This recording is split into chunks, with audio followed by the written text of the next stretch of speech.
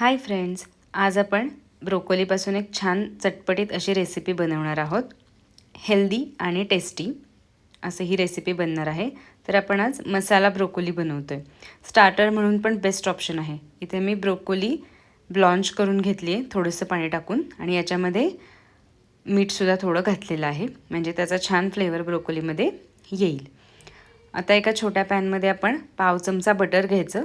ते थोडंसं मेल्ट व्हायला लागलं की बारीक चिरलेला लसूण आणि बारीक चिरलेला कांदा याच्यामध्ये ॲड करायचा.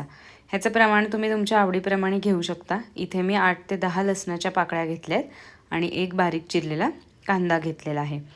तर हे छानपैकी बटरमध्ये कलर चेंज होईपर्यंत, गोल्डन ब्राऊन होईपर्यंत परतून घ्यायचं. इथे बघू शकता तुम्ही.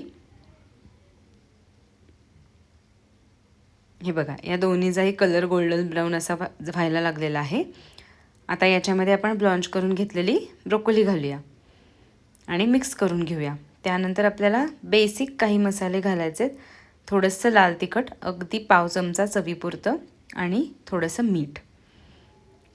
यानंतर मी इथे मिक्स हर्ब्स घालणार आहे. तुम्ही चिली फ्लेक्स किंवा अजून कुठले तुम्हाला ओरिगॅनो वगैरे वेगळे मसाले आवडत असतील तर ते पण घालू शकता.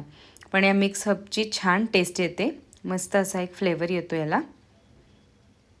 सो हे मसाले घातले की आपण हे परत एकदा सगळं छान मिक्स करून घेऊया आणि एक 2 ते 3 मिनटं आपण सौते करून घेऊया. आणि हे सगळं हलक्या हाताने करायचं आहे, नाहीतर ब्रोकोलीचे तुकडे पडतात. त्यानंतर वरून परत एकदा थोडंसं बटर ॲड करायचं आणि थोडा वेळ आपल्याला हे सौते करून घ्यायचे. अगदी 1 ते 1.5 मिनटं केलं तरी बास आहे, कारण ब्रोकोली आपण ऑलरेडी बॉईल करून घेतलेली आहे. तर अशी ही आपली मसाला ब्रोकोली तयार आहे. नक्की ट्राय करा आणि मला सांगा कशी झालेली आहे. लाईक, शेअर आणि सबस्क्राईब करा. ॲज अ स्टार्टर म्हणून सुद्धा हा बेस्ट ऑप्शन आहे. Thank you so much.